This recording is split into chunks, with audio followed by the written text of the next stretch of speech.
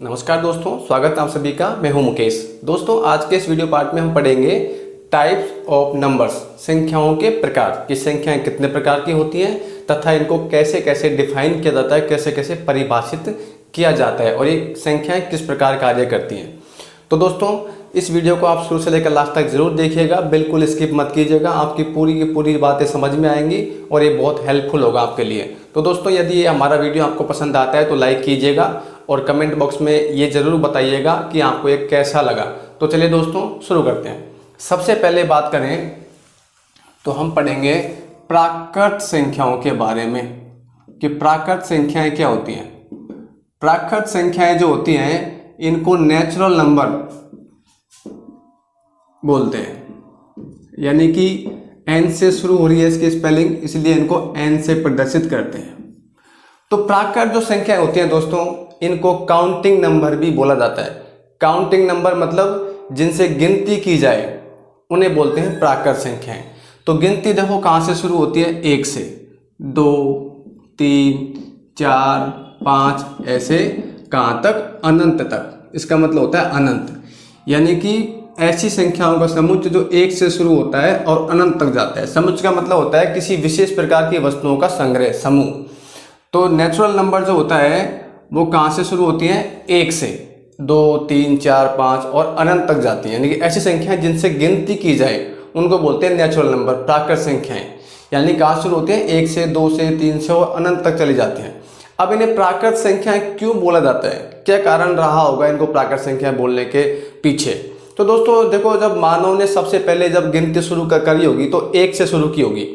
अब उस समय देखो पहले गिनती का नॉलेज तो था नहीं, तो क्या जैसे मान लो किसी मानव ने ये इतनी चीज़ें दी किसी को, अब उनको नहीं पता था कि ये 3 थी, लेकिन गिनतियाँ ऐसे शुरू हुई थी। मैं आपको बताऊं, जैसे इतनी चीज़ें दी तो क्या किया होगा मानव ने, जैसे किसी पत्थर पर या बड़ी चट्टान पर ऐसे 3 निशान बना दिए होंगे कि इतनी चीज़ें किसी को दी हैं, तो वो लेता था ना, तब इन्हीं को मार्क कर लेता था, जैसे ये चीज़ हमने वापस ले ली। या फिर क्या करता था, एक कंकड़, जितनी चीज़ें दी उतनी कंकड़ अपने पास रख लिए कि 3 कंकड़ रख लिए, तो वापस लेता था तो एक कंकड़ों को गिन लेता था। यानी कि जब आदि मानव, जब गिनती की शुरुआत हुई होगी, जब मानव सभ्यता का विकास हुआ होगा, तब गिनती की जो शुरुआत हुई होगी वो 1 2 3 4 ऐसे हुई होगी। तो प्राकृत संख्याएं इसीलिए इनको नाम दिया जाता है कि प्रकृति में जब भी काउंटिंग शुरू हुई तब 1 2 3 4 से शुरू हुई, तो इसलिए इनको बोलते हैं क्या, प्राकृत संख्याएं। इसीलिए इनको किससे लिखते हैं, एन से लिखते हैं। अब आता है दूसरे प्रकार की संख्याएं, बात करें तो पूर्ण नंबर, पूर्ण संख्याएं, होल नंबर बोलते हैं इनको। इसलिए इनको किससे प्रदर्शित करते हैं, W से, W से प्रदर्शित करते हैं। तो देखो नाम से स्पष्ट है, पूर्ण संख्याएं। देखो कोई भी संख्याएं हो, कितनी भी संख्याएं हो, वो 0 के बिना पूर्ण नहीं है। यदि उनमें 0 शामिल हो गई तो पूर्ण संख्या हो गई। जैसे मान लो मैंने बताया था आपको, प्राकृत संख्याओं में जैसे पहले गिनती शुरू होती थी तो 1 से लेकर शुरू होती थी। मान लो किसी आदि मानव ने मान लो कोई 11 चीज़ें किसी को उधार दी, तो वो 11 लाइन खींचता था, 1 2 3 4 5 6 7 8 9 10 11 ऐसे। मान लो 20 दी तो 20 लाइन खींचता था, तो बहुत लंबी चौड़ी गणना होती थी। यानी कि 0 का जब अभाव था, जब 0 नहीं थी तो गणना करने में बहुत समस्या आती थी। लेकिन जब से 0 आ गई तब देखो 10 को हम सीधा सीधे लिख सकते हैं 10, 100 को लिख सकते हैं 100 ऐसे। तो 0 की सहायता से गणना करना आसान हो गया और क्या बोलते हैं, मतलब संख्याएं छोटी होनी शुरू हो गई। तो इसलिए 0 के आते ही संख्याएं क्या हो गई, पूर्ण हो गई। यानी कि पूर्ण संख्याओं को यदि डिफाइन करें, परिभाषित करें तो क्या कर सकते हैं, यदि प्राकृत संख्याओं में यदि हम 0 और जोड़ दें तो संख्याएं क्या हो जाएंगी, बताओ, पूर्ण संख्याएं हो जाएंगी। यानी कि पूर्ण संख्याओं की परिभाषा कैसे देंगे, ऐसी संख्याओं का समुच्चय जिसमें 0 और प्राकृत संख्याएं हो, वो कहलाती हैं पूर्ण संख्याएं। इन्हें W से भी प्रदर्शित करते हैं। उसके बाद में देखते हैं तीसरे प्रकार की संख्याएं, जिन्हें बोलते हैं पूर्णांक, इंटीजर। अब पूर्णांक संख्याएं कौन सी संख्याएं होती हैं, इन्हें I से भी लिखते हैं। इन्हें लिखते हैं W से पूर्ण संख्याओं को, और इंटीजर को लिखते हैं I से।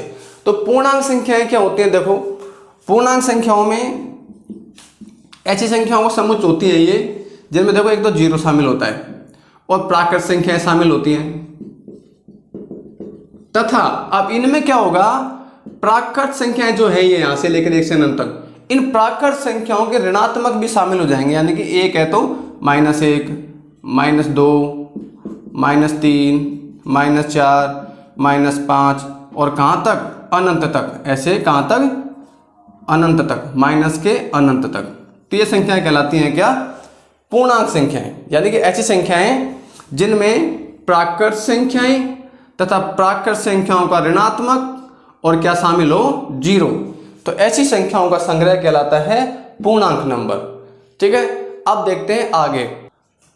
अब चौथी संख्या प्रकार में पढ़ते हैं, यह है परिमेय संख्याएं। परिमेय संख्याएं, इन्हें रैशनल नंबर भी बोलते हैं अंग्रेजी में। तो देखो क्या होती है परिमेय संख्याएं, इनकी परिभाषा देखते हैं। यानी कि ऐसी संख्याएं जिन्हें अंश बटे हर के रूप में लिखा जा सके, अंश बटे हर के रूप में लिखा जा सके, अर्थात P बटे Q के रूप में लिखा जा सके। यहां पर एक कंडीशन होती है, क्या कंडीशन होती है कि हर का मान, यानी कि यहाँ पे Q का मान क्या नहीं होना चाहिए, 0 नहीं होना चाहिए। ये विशेष कंडीशन होती है। जैसे अंश बटे हर के रूप में तो लिखा जा सके, लेकिन Q का मान क्या नहीं होना चाहिए, 0। उदाहरण के लिए देख सकते हैं, देखो 1/2 एक परिमेय संख्या है, यहाँ पे 2 0 नहीं है। उसके बाद में 2 भी एक परिमेय संख्या है, क्यों, क्योंकि 2 को हम कह सकते हैं 2/1, अभी भी इसका मान 2 ही है, तो ये भी परिमेय संख्या है। उसके बाद में 3/5, 0 भी एक परिमेय संख्या है, यानी कि 0 में से क्या लगा सकते हैं हम, 1। तो देखो हर यहाँ पे 0 नहीं है। कुल मिला के हर जो क्या नहीं होना चाहिए, 0 नहीं होना चाहिए, और उन्हें अंश बटे हर के रूप में लिखा जा सके, वो सारी की सारी संख्याएं कहलाती हैं परिमेय संख्याएं। और उदाहरण देता हूं, देखो आपको, जैसे मान लो परिमेय संख्याओं में संख्या भी आती है, जैसे दशमलव संख्याओं के बारे में देखें हम। जैसे मान लो 2.3 ऐसे 3 की पुनरावृत्ति बार बार हो रही है, तो दशमलव के बाद में जो भी अंक आ रहा है उसकी पुनरावृत्ति यदि हो रही है और बार बार आ रहा है वो संख्या, तो वो भी कहलाती है परिमेय संख्याएं। जैसे देखो और देख लेते हैं, जैसे मान लो ये संख्या है 1.2525252525, तो ये भी कैसी संख्या है, परिमेय, क्योंकि इसमें बार बार रिपीट किसका हो रहा है, 25 का। देखो बार बार 25 आ रहा है, तो ये भी कैसी संख्या है, परिमेय संख्या। यानी कि ऐसी संख्याएं जिनमें दशमलव के बाद में कोई अंक, 1 अंक हो सकता है, 2 अंक हो सकता है, 3 अंक हो सकते हैं, तो उनकी रिपीट बार बार हो रहे हों वो और लगातार आते चले जा रहे हैं, तो वो भी क्या कहलाती है, परिमेय संख्या कहलाती है। ये ऐसी संख्या भी हो सकती है जिसमें दशमलव के बाद में यहाँ पे 7 हो सकता है, 8 हो सकता है, 9 हो सकता है। दशमलव के बाद में कुछ अंक बाद दशमलव खत्म हो गई, दशमलव के बाद में अंक खत्म हो गए, भाग खत्म हो गया, तो ये भी कहलाती है कैसी संख्याएं, परिमेय संख्याएं। तो ये हो गया परिमेय संख्याएं। अब पढ़ेंगे जैसे हम अपरिमेय संख्याएं क्या होती हैं। तो अपरिमेय संख्याएं वो संख्याएं होती हैं जिन्हें अंश बटे हर के रूप में ना लिखा जाए, यानी कि उनको नहीं लिख सकते, किसके रूप में नहीं लिख सकते, अंश बटे हर के रूप में, तो वो कहलाती हैं अपरिमेय संख्याएं। तो अपरिमेय संख्याओं के बारे में देखते हैं, इनको बोलते हैं इर्रेशनल नंबर जी। तो ऐसी कौन सी संख्याएं होती हैं जो अपरिमेय होती है, जिन्हें अंश बटे हर के रूप में नहीं लिखा जा सके। तो उदाहरण के लिए देखो, ऐसी संख्याएं जो जिनका वर्गमूल पूरा नहीं आए, जैसे वर्गमूल 2, इसका पूरा वर्गमूल नहीं आता, पूर्णांक नंबर नहीं आता इनका वर्गमूल, कहने का मतलब ये है। तो देखो वर्गमूल 3, वर्गमूल 5, वर्गमूल 7, वर्गमूल 11, ऐसी कई संख्याएं ऐसी हो सकती हैं जिनका वर्गमूल पूर्णांक न आता हो, तो वो सारी की सारी संख्याएं कहलाती हैं क्या, अपरिमेय संख्या। ये याद रखना। दूसरा, ऐसी संख्याएं जिनमें दशमलव के बाद में, जैसे 8.3, 2, 5, 1, 0, 7, 9, ऐसे अंक तो बार बार आ रहे हैं, लेकिन किसी विशेष अंक की पुनरावृत्ति नहीं हो रही, बार बार अलग अलग पैटर्न आ रहा है, कोई निश्चित पैटर्न नहीं है, तो वो संख्या भी क्या कहलाती हैं, अपरिमेय संख्याएं। ठीक है। तीसरा हम समझ सकते हैं पाई। देखो ये बहुत इंपॉर्टेंट है। पाई जो है एक अपरिमेय संख्या है। हालांकि पाई का मान जो होता है ना 22/7, ये तो परिमेय संख्या है, लेकिन पाई स्पेशल रूप से क्या है, एक अपरिमेय संख्या है। तो ये हमको याद रखना है। तो ये संख्याएं कहलाती हैं अपरिमेय संख्याएं। आगे देखते हैं। अब हम पढ़ेंगे रियल नंबर, यानी कि वास्तविक संख्याएं, कि वास्तविक संख्याएं क्या होती हैं। तो देखो वास्तविक संख्याओं की परिभाषा पढ़ने के लिए हमें सहायता लेनी पड़ेगी किसकी, परिमेय और अपरिमेय संख्याओं की, क्योंकि जब तक हमको परिमेय और अपरिमेय संख्याओं का मालूम नहीं होगा तब तक हम वास्तविक संख्याओं की परिभाषा को नहीं समझ सकते। तो इनको रियल नंबर बोलते हैं। तो वास्तविक संख्याएं क्या होती हैं, ऐसी संख्याओं का समूह या समुच्चय जो परिमेय संख्या और अपरिमेय संख्याओं से मिलकर बना हो, यानी कि अपरिमेय संख्या और परिमेय संख्याओं को मिला दिया जाए तो बनती है वास्तविक संख्या। यानी कि रियल नंबर जो होता है वो समुच्चय होता है, किसका समुच्चय होता है, परिमेय संख्याओं का और अपरिमेय संख्याओं का। यदि परिमेय संख्या और अपरिमेय संख्याओं को मिला दिया जाए, समूह बना दिया जाए तो वो कहलाती हैं वास्तविक संख्याएं।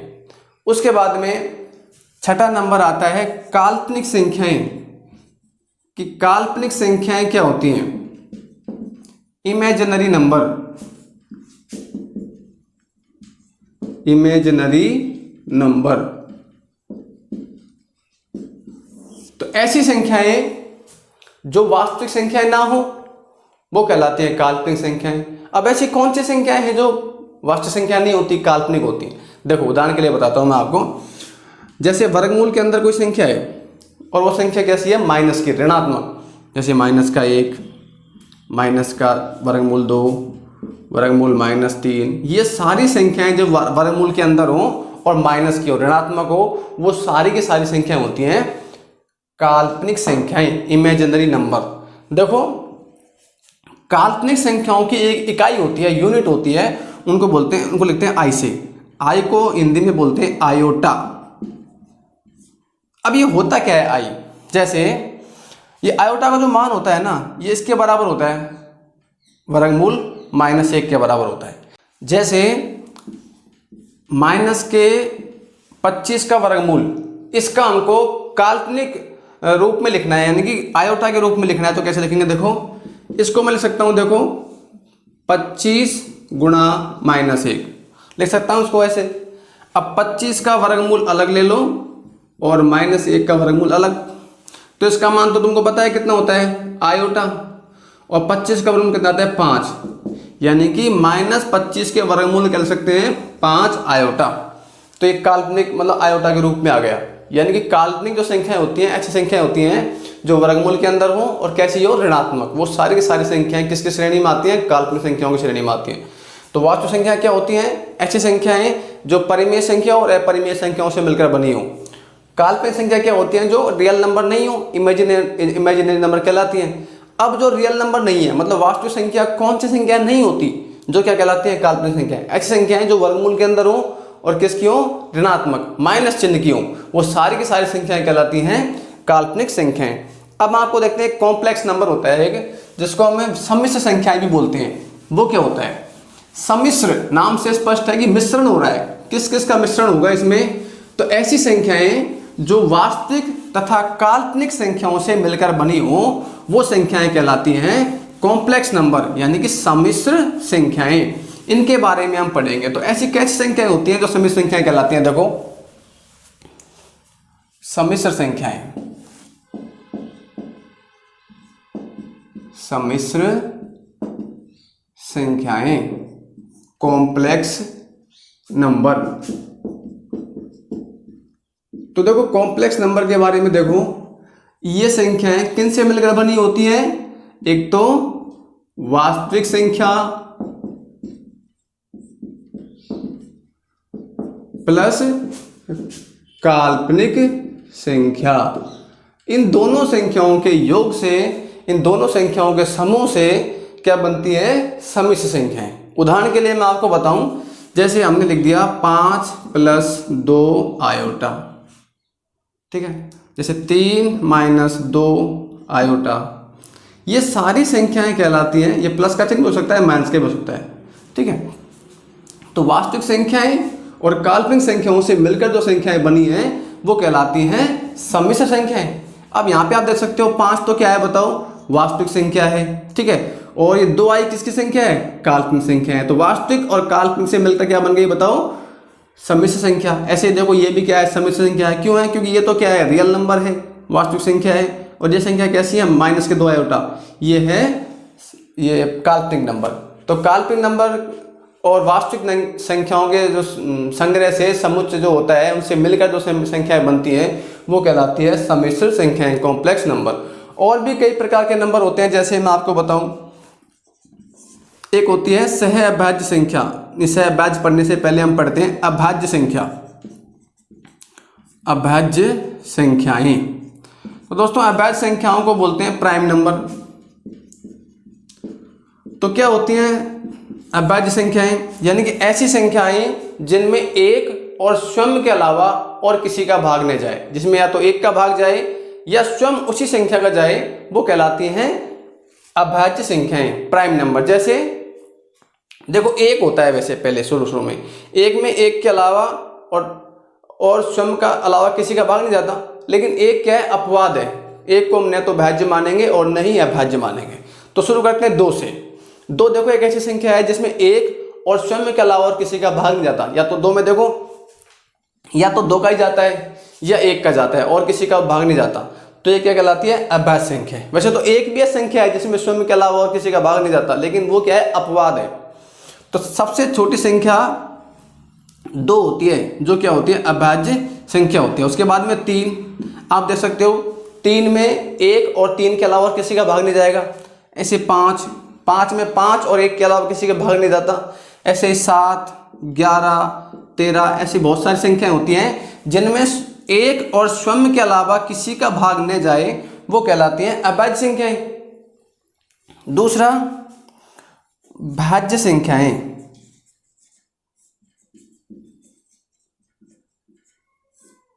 तो भाज्य संख्याएं वो होती हैं जिनमें एक और स्वयं के अलावा किसी और संख्या का भी भाग जाए। जैसे 4 है, तो 4 में देखो 1 का भाग जाता है और 4 का भी जाता है और 2 का भी जाता है, यानी कि एक और स्वयं के अलावा किसी और संख्या का भी भाग जा रहा है। 1 का भाग जा रहा है देखो 4 में, स्वयं मतलब 4 का भाग जा रहा है और 2 का भी भाग जा रहा है। ऐसे 9 दे सकते हो आप, 6 दे सकते हो। देखो 9 में 1 का भी भाग जाता है, 9 का भी जाता है और 3 का भी जाता है। इसी प्रकार 6 में 1 का भी जाता है, 6 का भी जाता है, 2 का भी जाता है और 3 का भी जाता है।